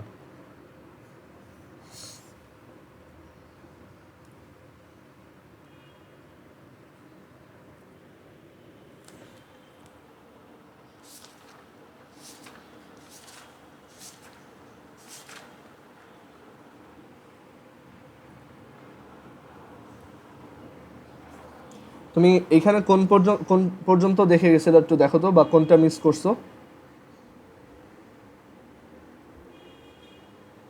সমস্যা নেই, বুঝি না। আচ্ছা, এরপর দেখো এটার ফর্মুলাটা ডিরাইভ করে দেখাইলাম। এবার হচ্ছে টাইপ 15 যেটা, এটা রিলেটেডও আমি থিওরি লাস্ট দিন বলে আসছিলাম। এখানে আমাদের বেসিক্যালি এই ফর্মুলাটা লাগে। একটাই ফর্মুলা আছে যে T is equal to surface tension, মানে ক্যাপিলারি টিউবের ক্ষেত্রে সারফেস টেনশন হচ্ছে r rho G H plus R by 3 divided by 2 cos theta, where r is the radius of the capillary tube, rho is the density of fluid, g is g, h হচ্ছে height of the ascended fluid, আর cos theta হচ্ছে contact angle. ঠিক আছে, contact angle. আচ্ছা, এমসিকিউর জন্য important যে মার্কারির contact angle কীরকম? অবটিউজ অ্যাঙ্গেল। মার্কারি তোমার মার্কারি হচ্ছে এরকম একটা পারফেক্ট ড্রপ হিসেবে থাকে, এটা হচ্ছে অবটিউজ অ্যাঙ্গেল। আর ওয়াটারের কোনো একটা সারফেসের কন্ট্যাক্ট অ্যাঙ্গেল হচ্ছে অ্যাকিউট অ্যাঙ্গেল। বাট ওয়াটার যখন কচু পাতার উপর থাকে তখন আবার তার কন্ট্যাক্ট অ্যাঙ্গেল কী হয়? অবটিউজ অ্যাঙ্গেল হয়। কচু পাতার উপর দেখবে পানি এভাবে ড্রপ হিসেবে থাকে। সো এক একটা সারফেসের উপর ডিপেন্ড করে কন্ট্যাক্ট অ্যাঙ্গেল কত হবে। ড্রপগুলো হচ্ছে সার্কেল হয়ে থাকে, সেখানে হচ্ছে যে কি অপটিউজ হয়। হ্যাঁ হ্যাঁ, যেখানে সেখানে অবটিউজ হয়। হ্যাঁ, এখানে তোমার এখানে আসলে যেই জিনিসটা হয় আমি একটু এটা এক্সপ্লেন করি। দেখো, তোমার একটা যে কোনো মানে দুই ধরনের ফোর্স আছে, ঠিক আছে? দুই ধরনের ইন্টারমলিকুলার বা আন্তঃআণবিক বল আছে। ইন্টারমলিকুলার ফোর্স মানে একটা মলিকুল আর একটা মলিকুলকে ফোর্স দিয়ে অ্যাট্রাক্ট করতে পারে। বেসিক্যালি এই ইন্টারমলিকুলার ফোর্সের জন্যই তোমার ভিসকোসিটি ক্রিয়েট হয়, তারপর হচ্ছে সারফেস টেনশন ক্রিয়েট হয়, তারপর এই ড্রপ হিসেবে থাকে। সবই ইন্টারমলিকুলার ফোর্সের জন্য, মানে একটা মলিকিউল আরেকটা মলিকিউলকে যে ফোর্সে অ্যাট্রাক্ট করে সেটাই হচ্ছে ইন্টারমলিকুলার ফোর্স। ঠিক আছে? তো ইন্টারমলিকুলার ফোর্সটা দুই ধরনের। একটা হচ্ছে তোমার অ্যাডহেসিভ ফোর্স, একটা হচ্ছে কোহেসিভ ফোর্স, আর একটা হচ্ছে অ্যাডহেসিভ ফোর্স। কোহেসিভ ফোর্স আর আরেকটা হচ্ছে অ্যাডহেসিভ ফোর্স।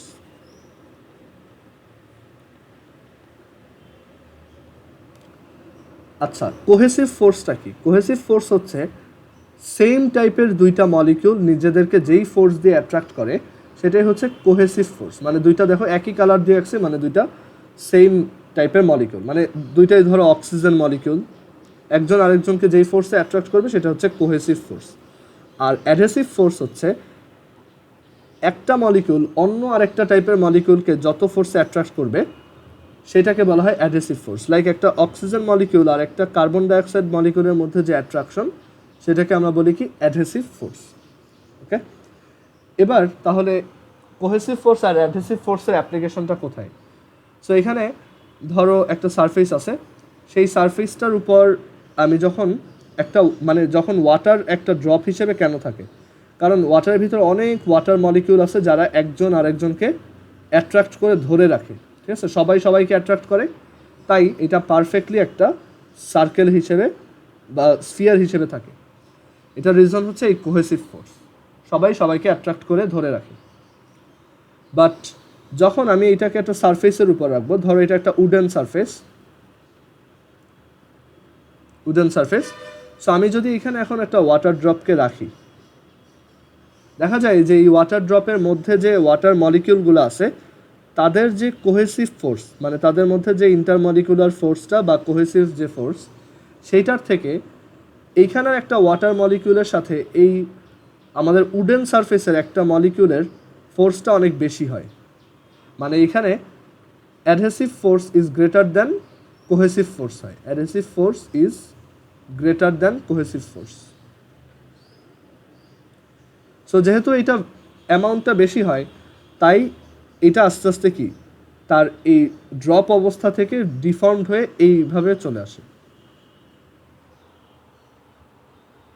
ওকে, so adhesive force greater than cohesive force হলে আমাদের কন্ট্যাক্ট অ্যাঙ্গেল কি হবে? অ্যাকিউট হবে। বুঝতে পারছো?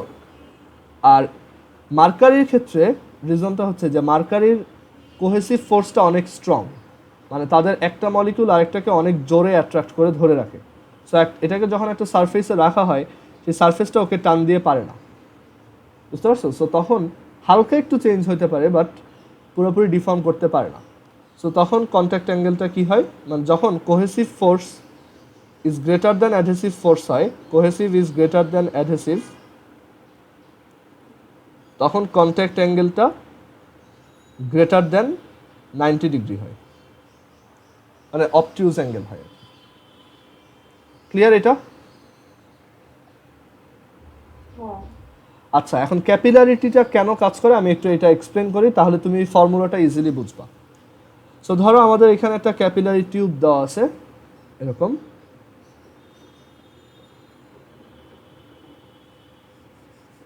একটা ক্যাপিলারি টিউব যেটা কিনা ওয়াটারের মধ্যে রাখা এরকম। এটা রেডিয়াস খুবই কম, আমরা এখানে বড় করে আঁকছি। এটা একটা ওয়াটার জারের মধ্যে রেখে দিছে।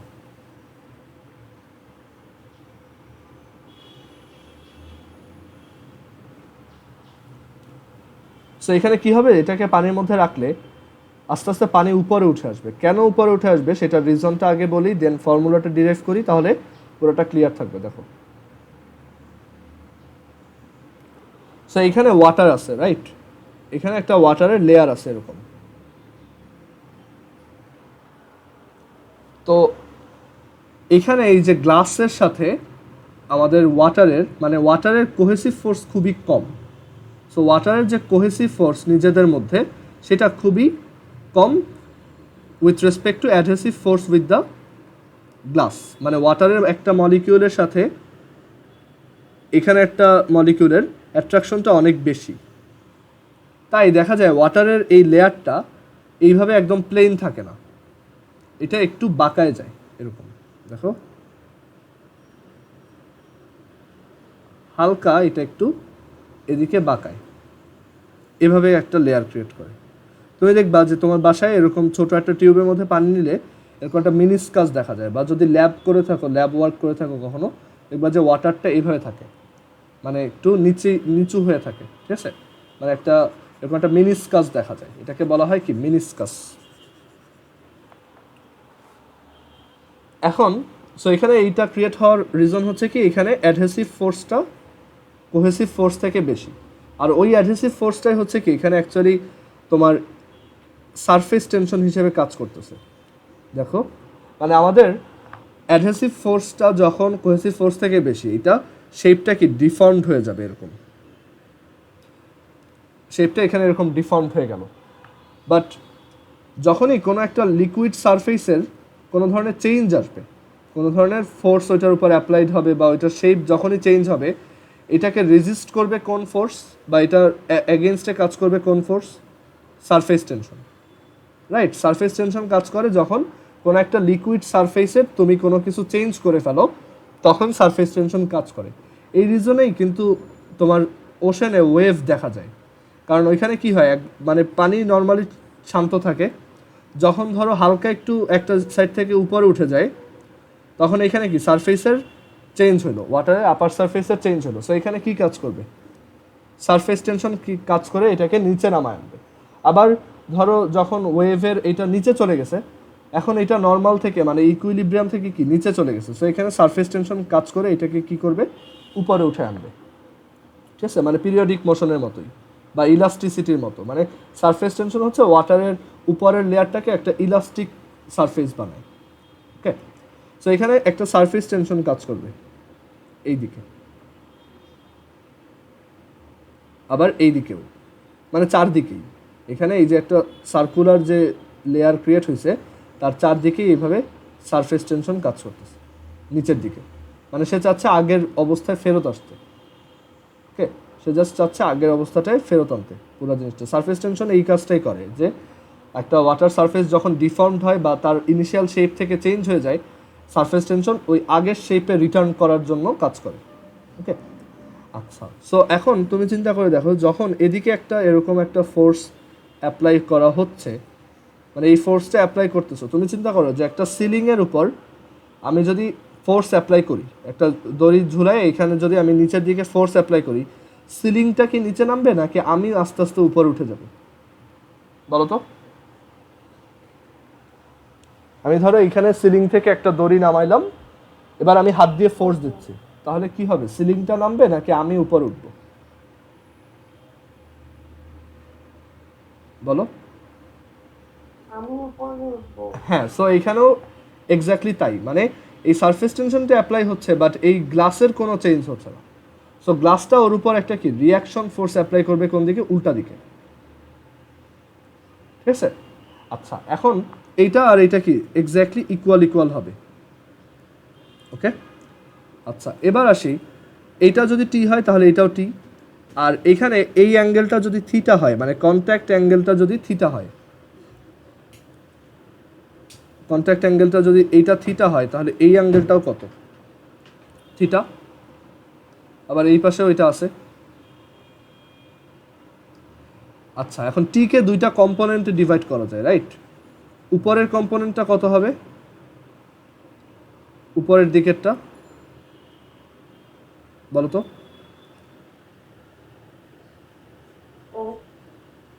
হ্যাঁ, তোমার সাউন্ড আসতেছে না ঠিক মতো।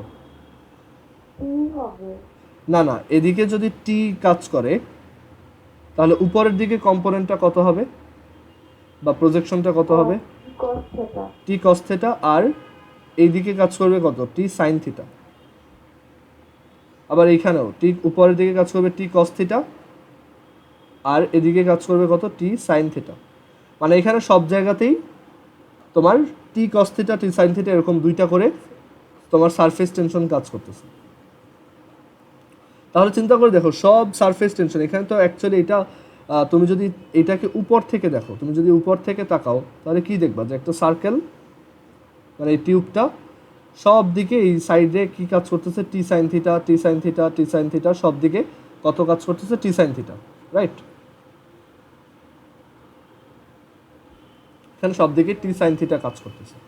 আচ্ছা, সো সব টি সাইন থিটার গুলা কি করবে? একজন আরেকজনকে ক্যান্সেল করে ফেলবে।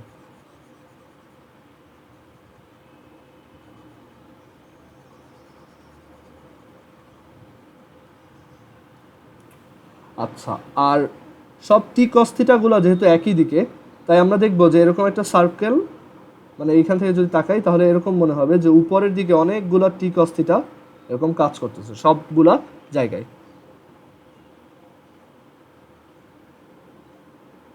টি কস থিটা করে কাজ করতেছে।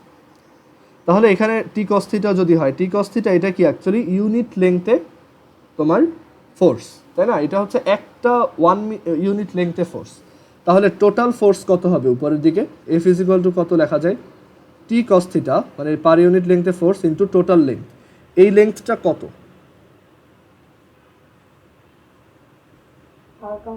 Circumference, that is 2 pi r. আচ্ছা, এখন তার মানে আমরা এখানে দেখতে পাচ্ছি যে এই যে ওয়াটারের যে লেয়ারটা তার উপর উপরের দিকে তাহলে টোটাল ফোর্স অ্যাপ্লাই হচ্ছে 2 পাই আর টি কস থিটা। তার মানে এখানে যেহেতু উপরের দিকে একটা ফোর্স কাজ করতেছে, হ্যাঁ, তাহলে এই পানিটা কি আস্তে আস্তে উপরে উঠবে না? বুঝতে পারছো? পানিটা আস্তে আস্তে কি উপরে উঠবে। কতক্ষণ উপরে উঠবে? সেটা হচ্ছে যে এটা ধরো এখন উপরে উঠতে উঠতে এই পজিশনে চলে আসছে, এটা ক্লিয়ার করে ফেলি। ধরো এটা উপরে উঠতে উঠতে এইচ হাইট পর্যন্ত উঠে গেছে, এখানে চলে আসছে এইচ হাইট।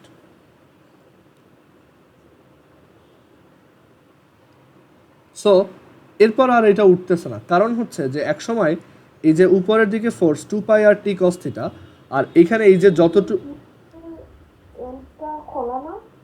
হ্যাঁ হ্যাঁ, এটার এই টিউবটার এন্ডটা খোলা না? হ্যাঁ হ্যাঁ খোলা। হ্যাঁ, তাহলে তো এখানে মানে এটা যদি বলি বিটারের হাইট আর টেস্টিসের হাইট সেম থাকার কথা না? মানে এটা পুরাটা উঠে আসার কথা এটা বলতেছো? না না, একদম সেম থাকার কথা না?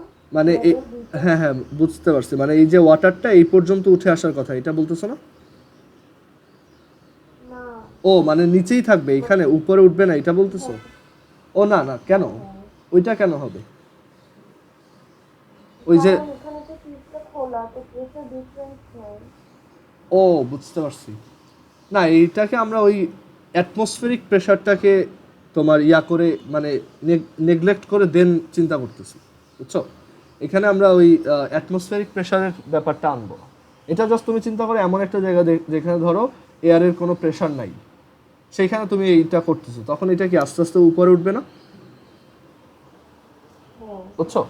আচ্ছা এখন কতক্ষণ উপরে উঠবে? এটা কি সবসময় উঠতেই থাকবে? না, এটা হচ্ছে উপরের দিকে এই যে 2π/r/t cos থিটা অ্যাপ্লাই হচ্ছে, একসময় এটা উপরে উঠতে উঠতে এমন একটা অ্যামাউন্টের পানি উপরে উঠায় ফেলবে যার টোটাল ওয়েট এই 2π/r/t cos থিটার সমান। তখন কি দুইটা ফোর্স ব্যালেন্স হয়ে যাবে, এটা আর উপরে উঠতে পারবে না। সো আমরা ধরলাম এই এইচ হাইট ওঠার পর এটা থেমে গেছে, মানে এটা টোটাল অ্যাসেন্ড হয়েছে কতটুক? H height. তার মানে আমরা বলতে পারি যে 2π/r/t cos থিটা মানে upward force is equal two নিচের দিকে যতটুকু ওয়েট ফোর্স কাজ করতেছে। সো এই এইচ হাইটের এটার ওয়েট কত? এটা যে নিচের দিকে কাজ করতেছে, সো একটু চিন্তা করো এইটা একটা টিউব, এই শেপটা কি শেপ? মানে এখানে এই যে ওয়াটারটা যে আছে এই শেপটা কিসের শেপ? এই জায়গাটা হ্যাঁ হ্যাঁ সিলিন্ডার। হ্যাঁ সিলিন্ডার, যেটা রেডিয়াস হচ্ছে আর আর হাইট হচ্ছে এইচ, তাই এটা হবে পাই আর স্কোয়ার এইচ। ভলিউম পেলাম, এবার হচ্ছে ওয়াটারের ডেনসিটি ইন্টু জি। ঠিক আছে, সো এখান থেকে কি দেখা যায়? আচ্ছা এখন একটা ঝামেলা আছে এখানে, একটু দেখো। এখানে এটা আমরা যেভাবে সিলিন্ডার বলতেছি, বাট এটা তো একদম পারফেক্টলি সিলিন্ডার না, এটা কি একটু উঁচা থাকে, রাইট? আমরা জানি যে ধর এটাকে সাইড থেকে যদি দেখি, আমরা জানি এটা এইচ হাইট উপরে উঠে, বাট এটা কি হয় এরকম একটু উঁচা থাকবে, কারণ ওই যে সারফেস টেনশন, মানে adhesive force is greater than cohesive force, ওইটার জন্য এটা কি মানে একটা মিনিসকাস হিসেবে থাকবে। তুমি ট্রাই করে দেখো যে কোনো একটা টিউবে পানি নেওয়ার পর সেটা এরকম একটা উপরে একটা মিনিসকাস ফর্ম করে। আচ্ছা আমরা হাইট বলতে কিন্তু এই নিচের জায়গাটা পর্যন্ত বুঝছি, এইটুকু, মানে যেখানে আগে ছিল সেইখান থেকে এই হাইটটা পর্যন্ত হচ্ছে হাইট। বাট এটার ভলিউম কি এক্সট্রা একটু বেশি না? মানে পাই/r স্কোয়ার এইচ রো এর পাশাপাশি, মানে পাই/r স্কোয়ার এইচ, কিন্তু আমরা হচ্ছে লোয়ার মিনিস্টার থেকে লোয়ার মিনিস্টারকে নিচ্ছি, তাই না? না এটা হচ্ছে আপার মিনিসকাস থেকে লোয়ার মিনিসকাস পর্যন্ত আছে। আপার তাহলে লোয়ার মিনিস্টার আচ্ছা থেকে আচ্ছা আমি বলি, আমি তাহলে তো উপরে যতটুকু এক্সট্রা আছে ওটা এখানে কমপ্লিট হয়ে যাবে। বুঝছি, বাট এখানে জিনিসটা ওরকম না, মানে এটা হচ্ছে প্রথমে একদম ফ্ল্যাট ছিল, সো মানে এটা হচ্ছে নর্মাল যে ওয়াটারের লেভেলটা আছে সেইটা থেকে আমার লোয়ার মিনিসকাস পর্যন্ত। দেখো এখানে আমি দেখাই, ধর প্রথমে আমার ওয়াটার ছিল এই বরাবর, ঠিক আছে? এইখান থেকে এইটার লোয়ার মিনিসকাস পর্যন্ত যে হাইট সেইটা হচ্ছে আমাদের ওয়াটারের হাইট, বুঝছো? মানে তুমি এটা এখানে রাখার পর কিছুক্ষণ পর কি এটা উপরে উঠে আসবে, সো তুমি দেখবা যে ওয়াটার আগে কোথায় ছিল, এখন যেখানে আছে সেখানে লোয়ার মিনিসকাস পর্যন্ত এই ডিস্টেন্সটা কত। এবার ক্লিয়ার হয়েছে এটা? সো আমাদের টোটাল ভলিউম হচ্ছে অ্যাকচুয়ালি এই পুরাটা, সো আমরা নিচের টুকুর বের করে ফেলছি, এইটুক ভলিউম আমরা বের করে ফেলছি পাই/r স্কোয়ার এইচ। উপরের এইটার ভলিউমটা কীভাবে বের করবো দেখো, উপরের এইটা একটা কি হাফ সার্কেল, রাইট? বা সরি হাফ স্ফিয়ার, এটা কি একটা হাফ স্ফিয়ার। এই হাফ স্ফিয়ারটা রেডিয়াস কত?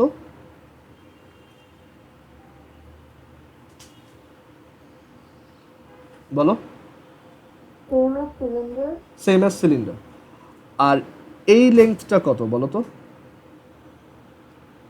সিলিন্ডারটা হচ্ছে আর, ঠিক আছে, সিলিন্ডার রেডিয়াস হচ্ছে আর, তাহলে এইটাও আমরা বলছি আর। এই লেন্থটা কত? ওইটাও আর। ওকে, সো এখন আমার টার্গেট হচ্ছে এই শেড করা এই ভলিউমটা বের করা। সো আমার শেড করা এটা বের করার জন্য আমরা এক কাজ করব, আমরা টোটাল এই ভলিউমটা আগে বের করব, মানে এই টোটাল ভলিউমটা বের করব। এইটার ভলিউম কত? এটা একটা সিলিন্ড্রিক্যাল স্ট্রাকচার, দ্যাট ইজ এটা হবে পায়া। হ্যাঁ বলো। যদি ভাবি তাহলে কি হাইট মানে এই যে হেমিস্ফিয়ার যেটা ওখানে হচ্ছে গিয়ে রেডিয়াসটা আর হচ্ছে গিয়ে যে হাইটটা দুটো কিছু কি সেমই হবে? কোথায় আবার বলো তো? মানে এই যে উপরের যে পার্টটা হ্যাঁ হ্যাঁ পার্টটা আমরা বের করছি, হ্যাঁ হ্যাঁ হ্যাঁ এখানে এই যে রেডিয়াস তো আর এখানে হাইটটাও আমরা নিলাম না, হ্যাঁ। বিকজ এটা একটা হেমিস্ফিয়ার।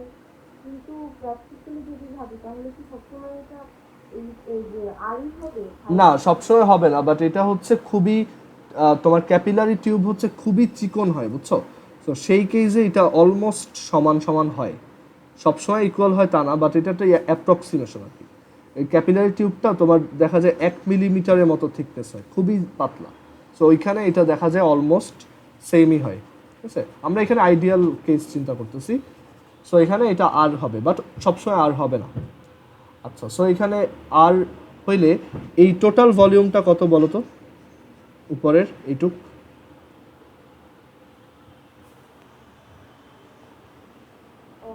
এখানে পাই R square minus 2 pi R square. না না, ভলিউম ভলিউম আবার চিন্তা করো যে এই যে আমি ইয়েলো কালার দিয়ে শেড করলাম, ওইটাও কি একটা সিলিন্ডার না? 4/3 পাই আর না 2/3। হ্যাঁ, মানে প্রথমে হচ্ছে একটা সিলিন্ডার, সেটা হচ্ছে একটা পাই আর স্কোয়ার ইন্টু আর, মানে রেডিয়াস পাই আর স্কোয়ার, এই যে এখানে পাই আর স্কোয়ার ইন্টু আর, তাই তো? অ্যান্ড দেন মাইনাস করতে হবে কতটুক? ওই উপরের যে হাফ ইয়াটা আছে সেইটা, মানে উপরে এইটুক মাইনাস করে দিতে হবে। এখন একটা হাফ স্ফিয়ারের ভলিউম কত? 2/3 পাই আর কিউ। সো এখান থেকে ক্যালকুলেট করলে কি আসবে দেখো, পাই আর স্কোয়ার কমন নাও, তাহলে আসবে H plus R by 3। So এই পাই আর এই পাই কাটা, আর এই আর স্কোয়ারের আর কাটা, সো এখান থেকে আসবে টি ইজ ইকুয়াল টু, ও এখানে ভলিউমের সাথে তো আমার ডেনসিটি আর জি মাল্টিপ্লাই করতে হবে, ডেনসিটি ইন্টু জি, কারণ এটা হচ্ছে একটা ফোর্স, এটা হচ্ছে এম জি।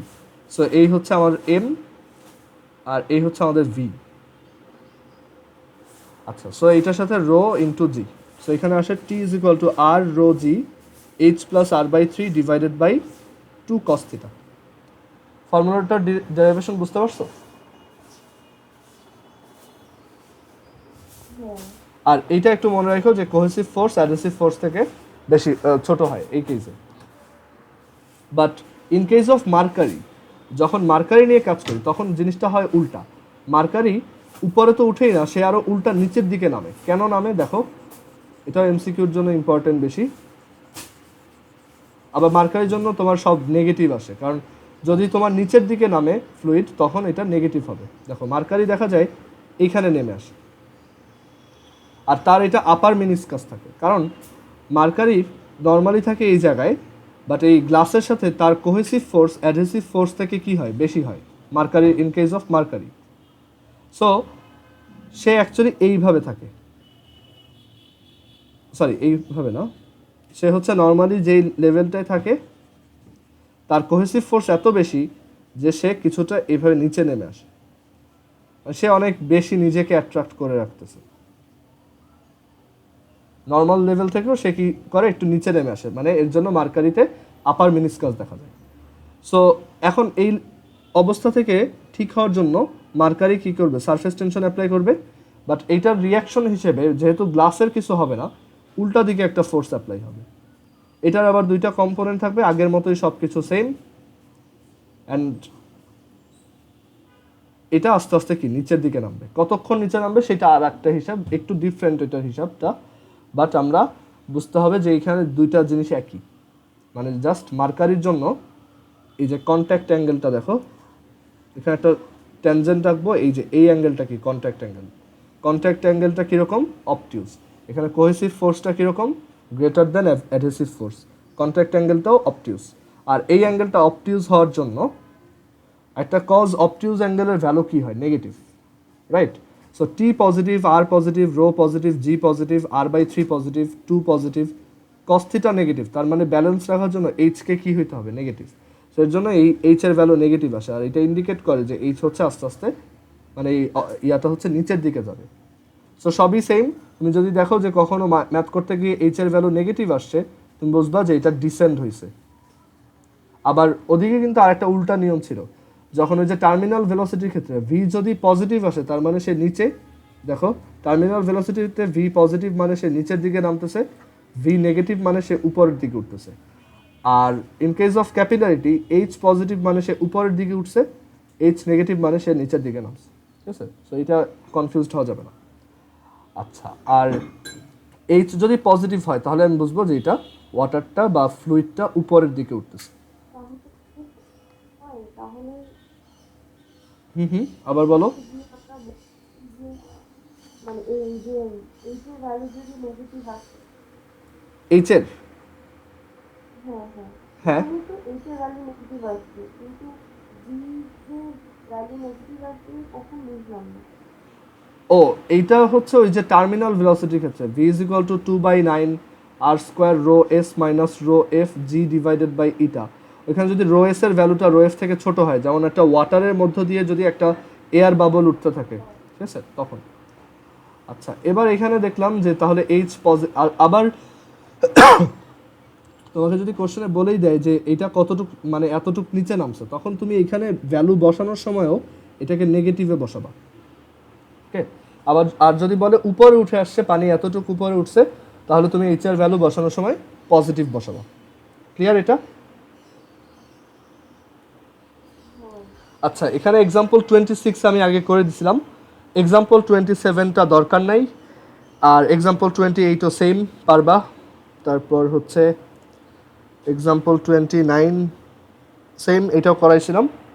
আর এইখানে টাইপ 16টা তো লাগবে না, আমি আগেই বলে দিছি, এটা সিলেবাসে মানে নাই, এটা অ্যাকচুয়ালি বাইরের একটা টপিক। ঠিক আছে, আচ্ছা, সো তোমার এখানে কি কি প্র্যাকটিস করতে হবে আমি বলি। এইটাতে, এই চ্যাপ্টারটাতে কিন্তু ফর্মুলা অনেকগুলো, সো ফর্মুলাগুলো ভালোভাবে প্র্যাকটিস করবা। সব ফর্মুলা একসাথে কনসেপ্ট বুকের লাস্টে দেওয়া আছে। দেন এইখান থেকে তুমি রিটেন কোশ্চেনগুলো প্র্যাকটিস করবা। ঠিক আছে, রিটেনগুলো খুব ভালোভাবে প্র্যাকটিস করবা। আর এমসিকিউগুলো এখন থেকে টাইম ধরে করতে হবে। ঠিক আছে, রিটেনে তুমি কোন কোন ম্যাথ করবা বা আমি হয়তো করে দিব, তারপর তুমি নিজে একটু ট্রাই করো, যেগুলো তুমি পারবা না আমি ওগুলো করে দিব। সো তুমি এখানে রিটেনে 1 থেকে 39 পর্যন্ত করবা, টোটাল 39টা ম্যাথ। বাট এখানে তুমি একটা বাদ দিবা, সেটা হচ্ছে 35 নাম্বার করার দরকার নেই, এটা সিলেবাসের বাইরের।